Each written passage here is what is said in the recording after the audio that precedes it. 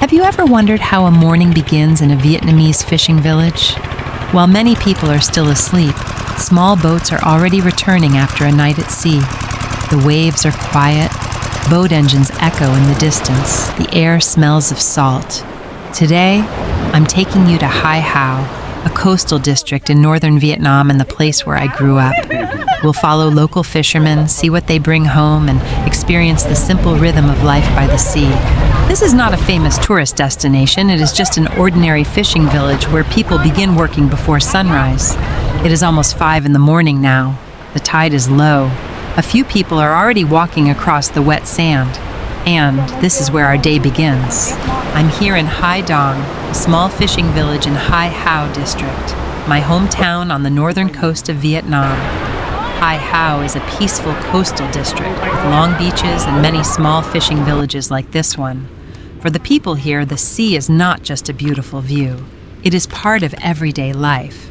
Some families have made their living from the sea for generations. Others take advantage of low tide to collect clams and catch crabs on the sand. This morning feels very peaceful. The waves gently roll toward the shore. The air carries the familiar salty smell of the sea. In the distance, a few boats are still fishing close to shore. Others are slowly returning after an early morning at sea. Only a few people are scattered along the beach. Some are walking across the wet sand with baskets in their hands. Others are quietly beginning another day of work, just as they do every day. I always enjoy coming here at this hour, before the beach becomes crowded, before everything starts to get busy, because this is when I can feel the true rhythm of life in the fishing village most clearly. And just ahead, I can see an elderly fisherman pulling in a fishing net by himself. Maybe I should walk over, say hello, and ask if I can join him.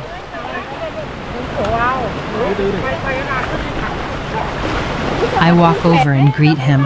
He looks up, smiles, and continues pulling the net toward the shore. I ask if I can help. He does not say much. He simply hands me one end of the net. At first, I think it will be easy. The net is not very heavy. But after a few steps, I realize that the hardest part is keeping the right rhythm. I have to move slowly and evenly. Too fast and the net twists. Too slow and it sinks back into the water. The wet sand feels soft under my feet.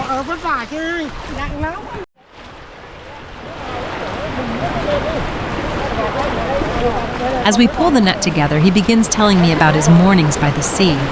He comes here almost every day. Some mornings, the net brings in more crabs and fish, and he takes them to the local market to sell. On a good day, he can earn around 200,000 to 300,000 Vietnamese dong, about 8 to 12 US dollars. Other days, the catch is much smaller. He tells me that this kind of work depends on many things: the weather, the tide, and sometimes simple luck. So life by the sea is not always easy, but he says it with a smile. At his age, he no longer thinks of pulling nets as only a way to earn money. For him, it is also a kind of morning exercise, a reason to walk, move, breathe the sea air, and keep his body active. Listening to him, I realize that this simple routine means more than it first appears, and little by little, the net continues to move toward the shore.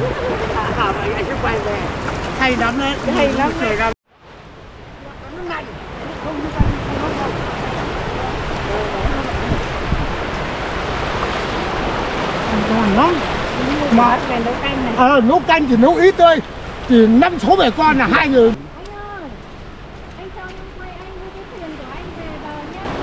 Not long after that, I noticed the first fishing boats coming back. The sea is still calm. The tide is low. One by one, the boats slowly head toward the beach. Unlike large fishing ports, there are no docks here. The boats have to be pulled across the sand and into a small parking area.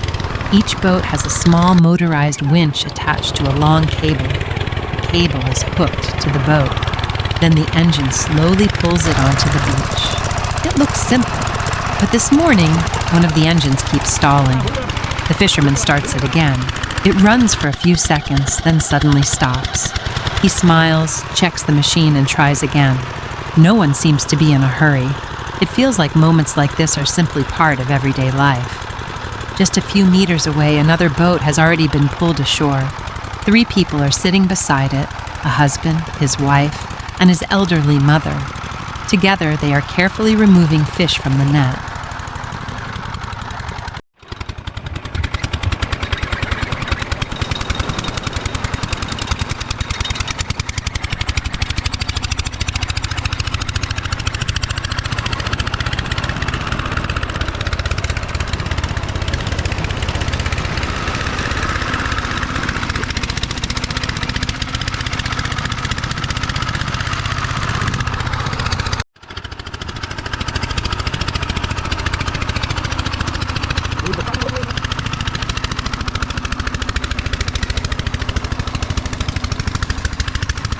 I walk over and ask if I can give it a try. The woman smiles and nods. Of course, she says. So I sit down beside them. At first, I think it will be easy, but I quickly realize I was wrong. The fish are tightly tangled in the net. Some are still moving. Their tails keep slipping through my fingers. I have to be careful not to damage either the fish or the net. Everyone starts laughing as they watch me struggle. Then the husband jokes, "If you can get one out, you can keep it." We all laugh together. For a few minutes, I almost forget that we had only just met. As we continue working, we begin talking. They tell me they go out almost every night. Some nights the catch is good. Other nights they come home with very little. Sometimes they barely earn enough to cover the cost of fuel. But the next evening, they go back to sea again. That is simply life here. The sea never promises the same result twice. Yet every morning they return with the same quiet hope. Listening to them, I realize how much patience this life requires. Not only patience with the sea, but also with uncertainty. Before I leave, I decide to buy some fish from them. I choose about 2 kilograms of mullet. The fish are incredibly fresh. They were swimming in the sea less than an hour ago. The price surprises me. Only 70,000 Vietnamese dong per kilogram. That's about $2.70 US. In many places, seafood this fresh would cost much more. But here, buying directly from the fishermen means there are no middlemen, just local people selling what they caught only hours earlier. As I thank them and start walking away, I notice another fishing boat appearing on the horizon. It is slowly making its way back toward the shore. I can't help wondering what today's catch will look like on that boat. Có một bà vợ nhất của đất thế này. Thấy chưa? Chị thấy chưa? Đấy, quá tuyệt vời. Em đánh chị, em đánh từ lâu rồi. Em đánh làm gì chị khen nhà em vậy ngày hôm nay. Another fishing boat has just reached the beach. I run over to see if I can help. The boat looks quite small, but once it touches the sand, it becomes surprisingly heavy. Everyone grabs hold at the same time. Some push from behind, others pull on the rope. I join in without thinking. The wet sand makes every step a little harder. The boat barely moves. Just as it gets close to the parking area, the small winch suddenly stops. The engine coughs, then goes silent. The fisherman laughs. He pulls the starter cord again. The engine comes back to life for a few seconds, then stops once more. Nobody seems worried. They wait, try again, and keep pulling. Eventually, the boat reaches dry sand. For them, this is simply another part of bringing a boat home. Once the boat is safely ashore, I ask the fisherman how the morning went. He smiles before answering. No squid today. No shrimp either. Just a few pomfrets. As he speaks, he slowly removes each pomfret from the fishing net. The fish are still glistening, fresh from the sea. There aren't many of them, but they are enough to sell at the local market. He tells me it isn't a great catch. Some days are better, some days are not. That's simply life for fishermen. Every day is different. The sea always has the final say.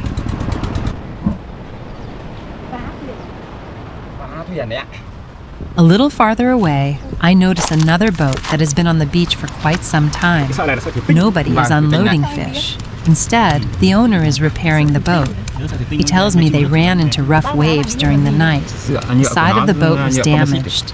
This is a small inshore fishing boat. The hull is made of fiberglass while the sides are reinforced with wood. He carefully patches the damaged spots, one by one. There is no rush. Everything is done with patience. By tonight, if the weather is good, this same boat will be back on the water again. Watching him work, I suddenly realized something. For some people, finishing one job is simply the first step toward tomorrow's work. And here by the sea, every new day seems to begin long before the sun comes up. Nguồn hải sản mỗi ngày có một cạn tiền đi. Đánh bắt mà.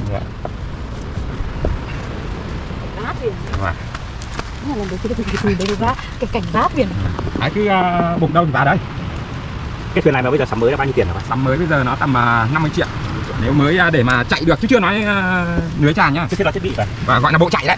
Chứ chưa nói là. After leaving Hai Dong Fishing Village, I drive a little farther along the coast to Hai Beach. Standing just a few steps from the sea are the remains of an old church. Local people simply call it the Ruined Church. Its original name was the Sacred Heart Church, built in 1943 and designed by a French architect. Have you ever seen a church standing so close to the sea? For decades, the waves have rolled in and out before its walls. The sea breeze has slowly weathered the old stones. Yet it still stands here in silence. In 1996, the sea began to erode the coastline. Over time, entire villages along this stretch of coast disappeared beneath the advancing water. Today, only the bell tower, part of the foundation, and a few old walls remain. Some of the European-style architectural details can still be seen. The wind passes through the empty windows. The sound of the waves echoes around the weathered bricks. For local people, this is more than just the ruins of an old church. It is a quiet reminder of a village that once stood here, a place that carries the memories of generations who called this coastline home. Standing here, it's easy to understand why so many people return whenever they come back to their hometown. And as another wave gently reaches the old walls, the story of this place quietly continues.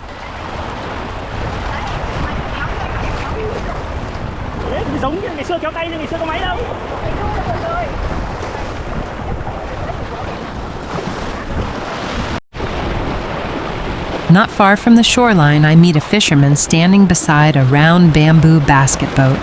He smiles as I walk over. We start talking for a while. Then he asks if I would like to try pulling the boat onto the beach. Looking at it, I think it should be easy. The boat is small, and it doesn't look very heavy. I quickly find out I was wrong. As soon as the bottom touches the sand, it becomes incredibly difficult to move. The fisherman laughs. Then he starts a small motorized winch. Slowly, the rope tightens. The boat slides across the sand until it reaches its usual place on the beach. Sometimes, the simplest things are much harder than they look.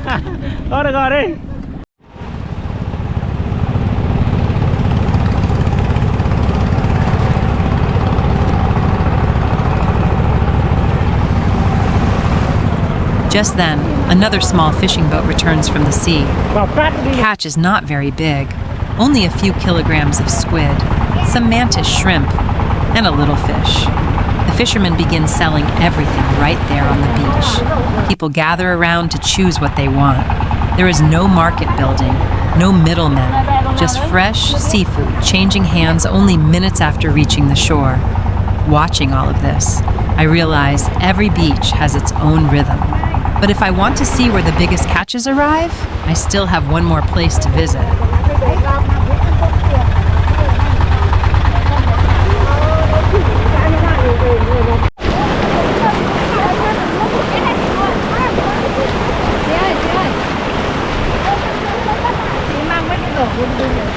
By early afternoon, I arrive at Giao Hai Fishing Port.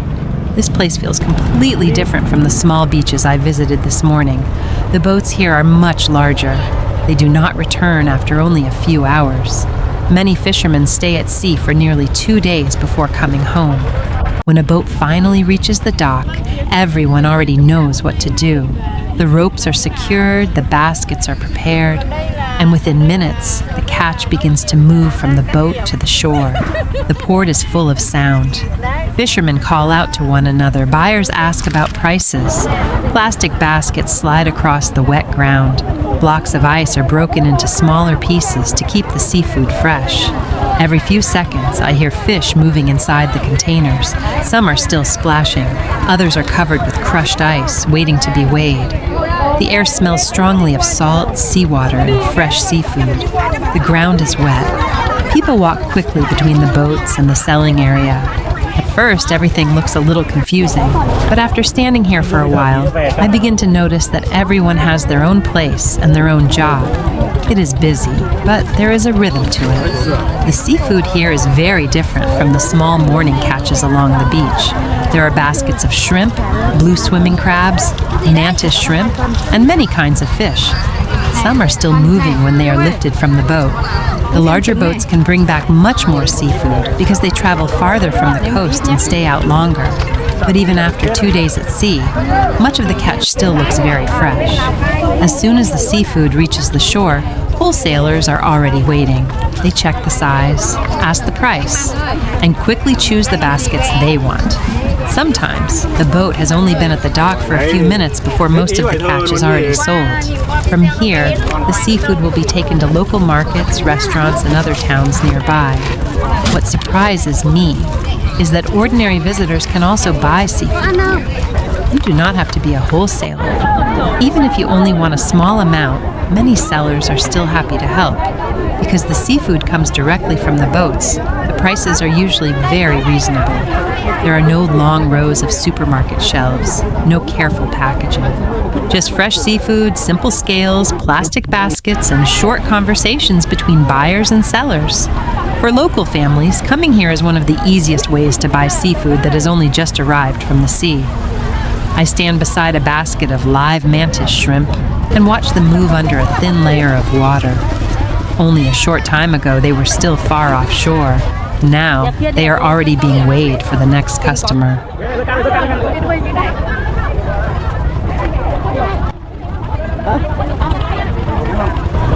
Have you ever returned to a place after many years and found that it had completely changed? Late in the afternoon, I make my way to Thinh Long Beach. The last time I came here was many years ago. Back then, the beach was quiet. The seawater was often cloudy. There were only a few visitors. Most of the people here were local fishermen. It wasn't the kind of place people usually thought about for a beach vacation. I still remember walking along this same shoreline, listening to the waves, watching the fishing boats in the distance. Everything felt slow and peaceful. This time, I honestly don't recognize the place. The water looks much clearer. The beach feels cleaner. And there are people everywhere. Families are swimming together. Children are running across the sand. Colorful kites float in the afternoon sky. The sound of laughter mixes with the waves. Some people are sitting under umbrellas. Others are simply walking barefoot along the shore. Around me, I can see new roads, new buildings, and more places being developed. It feels like this beach is slowly beginning a new chapter. Maybe one day, more visitors from around the world will discover this place too. But for now, it still feels peaceful enough to enjoy at your own pace. As the sun slowly disappears beyond the horizon, my day in my hometown comes to an end. The sea is still here. The fishermen will head back out again before sunrise tomorrow. Life continues just as it always has. Maybe that's why I never get tired of coming home. No matter how far I travel, a place like this always reminds me where I belong. If you ever had the chance to spend a day here, what would you want to experience first?